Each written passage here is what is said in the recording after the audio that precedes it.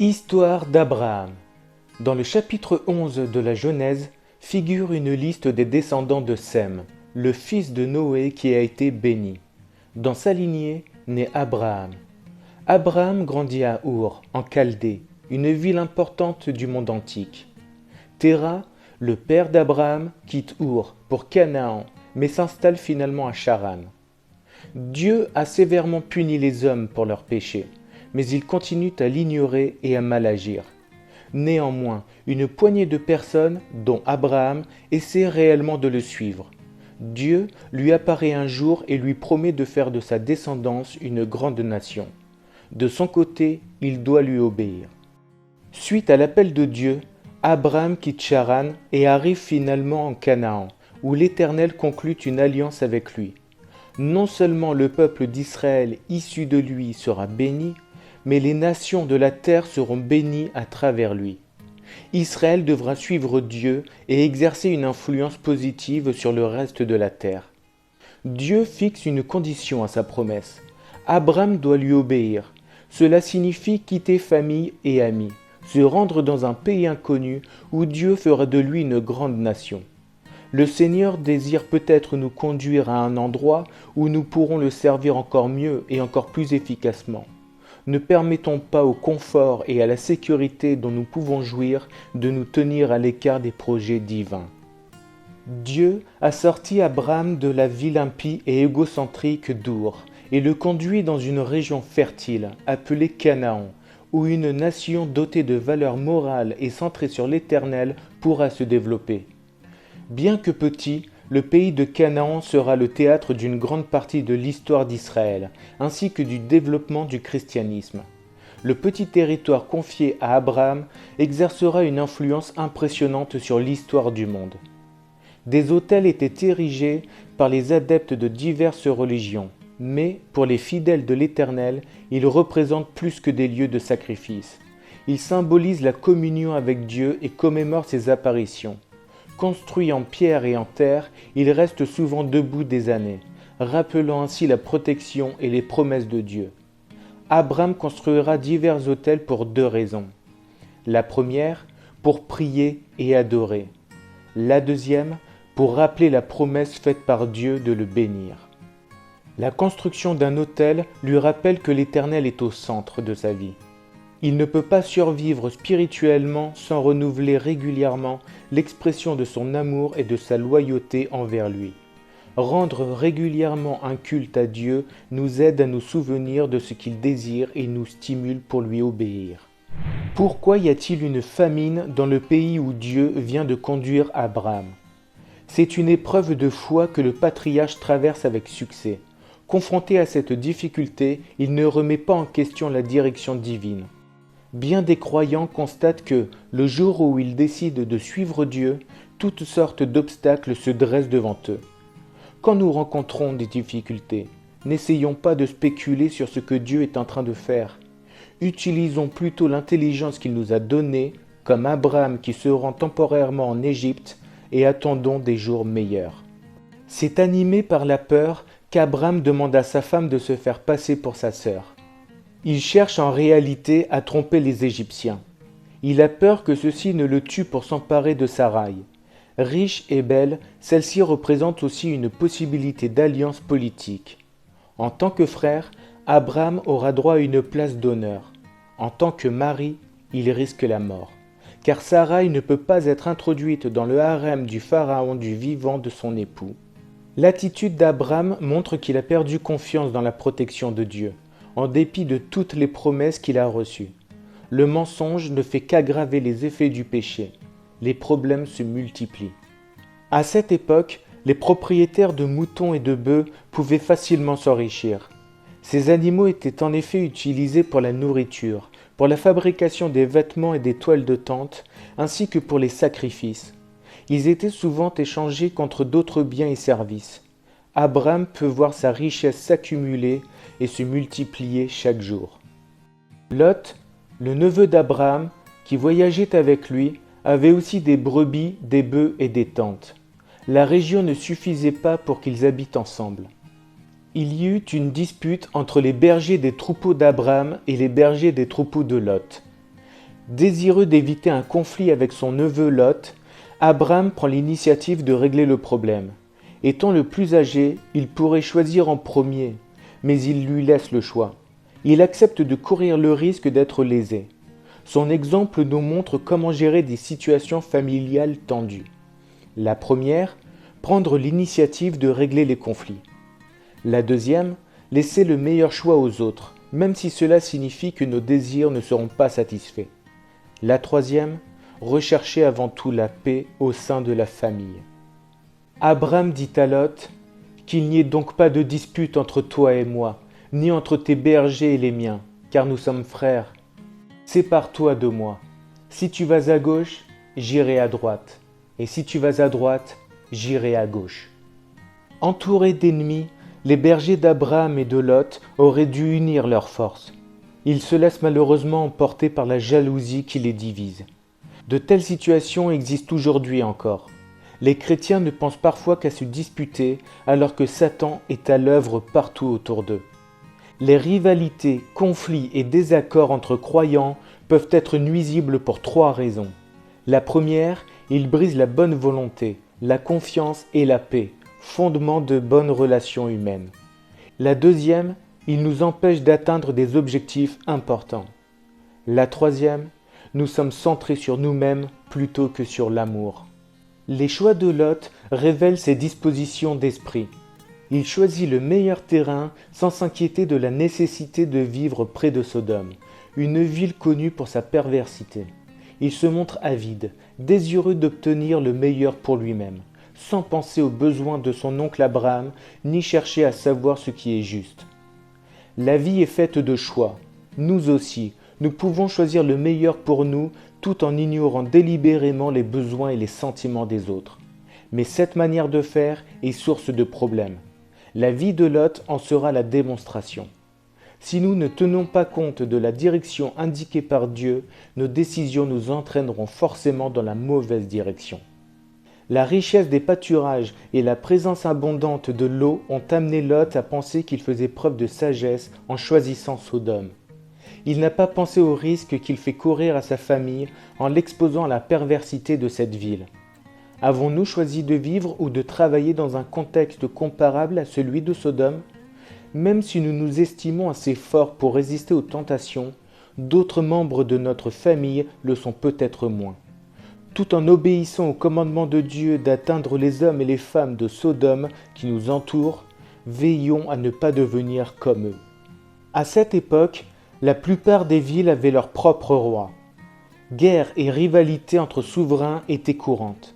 Une ville conquise payait un tribut au roi victorieux. 5 villes, y compris Sodome, versent un tribut à Kedorlaomer depuis 12 ans. Elles décident de se liguer et de se rebeller. Kedorlaomer réagit rapidement et les attaque. Il s'empare de Sodome et capture Lot, sa famille et ses biens. Abram, avec seulement 318 hommes, poursuit l'armée de Kedorlaomer et l'attaque près de Damas. Avec l'aide de Dieu, il remporte la victoire et délivre Lot, sa famille et ses biens. En raison de sa soif de posséder et de son égoïsme, Lot a atterri dans un milieu où l'empreinte du péché est particulièrement forte. Son amour des biens terrestres et sa recherche du succès lui coûtent la liberté et le bien-être. Prisonnier, il risque la torture, l'esclavage ou la mort. L'espoir de nous enrichir peut nous séduire et nous asservir, si nos motivations ne sont pas en accord avec les désirs de Dieu. Ces événements mettent 2 facettes d'Abraham en lumière. La première, il n'hésite pas à s'attaquer à un adversaire puissant, ce qui signifie qu'il puise son courage en Dieu. La deuxième, il est prêt au combat, ce qui signifie qu'il a pris le temps d'entraîner ses hommes en vue d'un éventuel conflit. Nous ne savons pas quand nous serons appelés à assumer des tâches difficiles. Comme Abraham, préparons-nous et appuyons-nous sur Dieu le moment venu. Lorsqu'Abraham apprend que Lot est prisonnier, il part immédiatement pour le délivrer. Il ose prendre des risques et s'impliquer personnellement. Parfois, une situation compliquée ou pénible requiert notre engagement. Soyons prêts à nous engager pour aider ceux qui en ont besoin. Qui est Melchisédek ? Melchisédek, roi de Salem, est de toute évidence un homme qui craint Dieu. Son nom signifie roi de justice, et roi de Salem signifie roi de paix. Il est prêtre du Dieu Très-Haut, et reconnaît en Dieu le Créateur du ciel et de la terre. Parmi les thèses avancées à son sujet, voici les principales. La première, Melchisédek étant un roi respecté de la région, Abraham lui manifeste simplement le respect dû à son rang. La deuxième, son nom est un titre permanent des rois de Salem. La troisième, il est un type de Christ. On appelle type un événement ou un enseignement de l'Ancien Testament très proche de ce que Christ a fait et qui illustre une vérité à propos de lui. La quatrième, il est Christ lui-même, apparaissant de façon temporaire sous une forme corporelle avant son incarnation. Abraham donne un dixième de ses biens à Melchisédek. Dans certaines religions du paganisme antique, c'était une tradition de donner un dixième de revenus aux dieux. Il suit donc une tradition bien établie. Il refuse néanmoins de prendre les biens du roi de Sodome, même si cela pourrait augmenter considérablement ce qu'il donne à Dieu, car il ne veut pas que ce roi impie puisse dire « J'ai enrichi Abraham ». Il souhaite au contraire qu'ils doivent dire « C'est Dieu qui a enrichi Abraham ». Accepter ces biens attirerait l'attention de chacun sur Abraham ou sur le roi de Sodome, et non sur Dieu, l'auteur de la victoire. Quand nos voisins nous regardent vivre, peut-il voir l'œuvre de Dieu dans notre existence? Après ces événements, la parole de l'Éternel fut adressée à Abraham dans une vision. Il dit « Abraham, n'aie pas peur, je suis ton bouclier et ta récompense sera très grande. » Pourquoi Abraham aurait-il peur? Peut-être craint-il une vengeance des rois qu'il vient de vaincre. Dieu lui donne deux raisons de reprendre courage. La première, il promet de le protéger. La deuxième, il l'assure d'une grande récompense. Quand nous avons peur de ce qui nous attend, rappelons-nous que Dieu restera avec nous dans les difficultés et qu'il nous a promis de grandes bénédictions.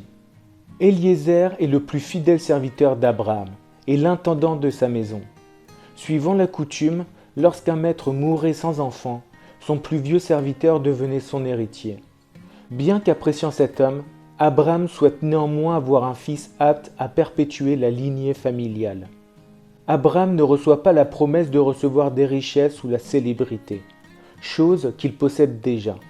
Alors même qu'il désespère d'avoir un héritier, Dieu lui promet des descendants aussi nombreux que les étoiles dans le ciel ou que les grains de sable au bord de la mer. Pour apprécier le nombre incalculable d'étoiles, il suffit de s'installer à l'écart des villes et de lever les yeux. Essayer de compter tous les grains d'une simple poignée de sable, c'est impossible. Les bénédictions de Dieu dépassent de loin tout ce que nous pouvons imaginer. Bien qu'Abraham ait démontré sa foi par ses actes, c'est sa foi en l'Éternel qui lui permet d'être considéré comme juste, et non ses œuvres. Nous pouvons, nous aussi, connaître la communion avec Dieu en plaçant notre confiance en lui. Nos actes visibles, participation au culte, prière, bonnes œuvres, ne nous rendront pas plus justes. Une saine relation avec Dieu est basée sur la foi, la pleine conviction qu'il est tel qu'il se présente et qu'il fait ce qu'il dit. Une juste manière d'agir découle de cette attitude intérieure.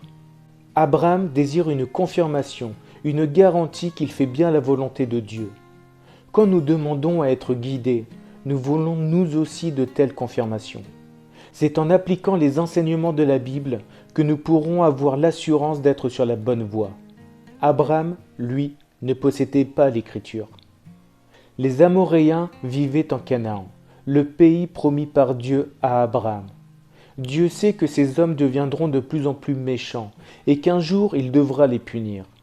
Il leur prendra leur terre pour la donner aux descendants d'Abraham. Dans sa bonté, il accorde suffisamment de temps aux Amoréens pour qu'ils puissent changer d'attitude, mais il sait déjà qu'ils ne le feront pas. À un moment donné, ils devront subir la sanction qu'ils méritent. Tout ce que Dieu fait reflète fidèlement ce qu'il est.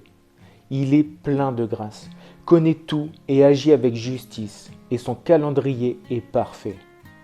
Quand le soleil fut couché, il y eut une obscurité profonde, et un four fumant et des flammes passèrent entre les animaux partagés. Pourquoi Dieu permet-il à Abraham de voir cet étrange spectacle? C'est que leur alliance est une affaire sérieuse. Elle représente une extraordinaire promesse de Dieu et une énorme responsabilité pour Abraham. Dieu confirme sa promesse en accordant un signe.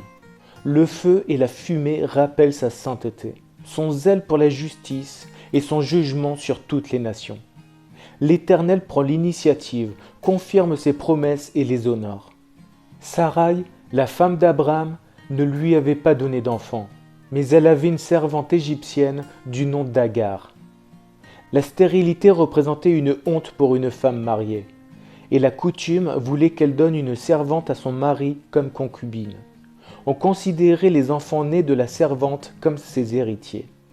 Abraham et Sarai suivent donc les coutumes de leur époque, mais ils prouvent ainsi qu'ils ne font pas confiance à Dieu, qu'ils ne croient pas à l'accomplissement de sa promesse. Comme Abraham, Sarai a de la peine à croire à la promesse divine et elle prend les choses en main. Surgissent alors plusieurs problèmes. En général, c'est ce qui se passe lorsque nous prenons la place de Dieu et essayons d'accomplir ses promesses par nous-mêmes. Le temps est le facteur qui met le plus à l'épreuve la volonté d'Abraham et de Sarai, de laisser Dieu agir dans leur vie. Parfois, nous devons nous aussi simplement attendre, sans céder à la tentation de prendre les choses en main et de faire interférence avec les plans de Dieu. Comme elle l'espérait, Agar donne un fils à Abraham, mais Sarai rend son mari responsable des conséquences. Il nous est souvent plus facile d'attaquer et d'accuser quelqu'un d'autre que d'admettre une erreur et de demander pardon. Sarai est fâchée contre Abraham, mais elle reporte sa colère sur Agar et la traite si durement que la servante finit par s'enfuir. La colère peut être dangereuse, surtout quand elle naît de nos propres manquements. Agar fuit sa maîtresse et ses problèmes, mais l'ange de l'Éternel lui conseille, premièrement, de retourner affronter Sarai, la source de son problème. Deuxièmement, de se soumettre à elle. Elle doit modifier son attitude envers sa maîtresse, même si la dite attitude paraît justifiée. La fuite apporte rarement une solution. La sagesse consiste à affronter nos problèmes, à chercher honnêtement à les résoudre, à accepter la promesse de l'aide de Dieu, à corriger notre attitude et à agir de la bonne manière. Les trois acteurs principaux de ces chapitres ont tous commis une grave erreur. Sarai a pris les choses en main en donnant sa servante à Abraham. Abraham a accepté ce plan, mais lorsque la situation a mal tourné, il a refusé de s'impliquer pour la régler. Agar a fui le problème. Dans cette situation compliquée, Dieu démontre sa capacité à œuvrer pour le bien de chacun. Sarai et Abraham auront le fils qu'ils ont si longtemps désiré et il résout lui-même le problème d'Agar. Aucun problème n'est trop compliqué pour lui, si nous sommes prêts à accepter son aide.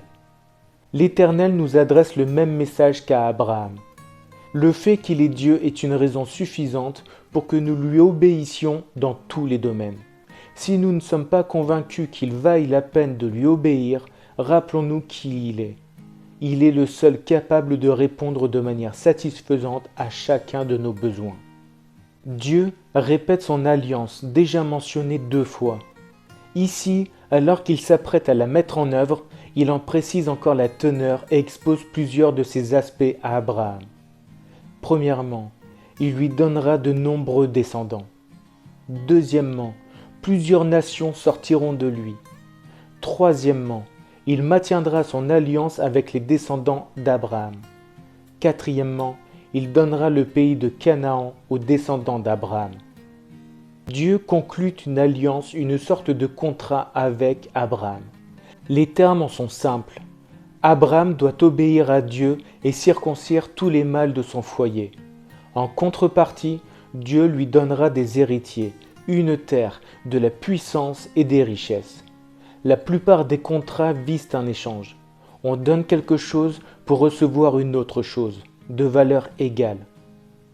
Quand nous intégrons la famille de Dieu, les bénédictions que nous recevons l'emportent de loin sur ce que nous sommes appelés à céder. Dans la Bible, les noms jouent un rôle symbolique important. puisqu'ils sont souvent en rapport avec le caractère ou le vécu d'une personne. Voilà pourquoi, peu avant la conception du Fils promis, Dieu change le nom d'Abraham, Père élevé, en celui d'Abraham, Père d'une multitude.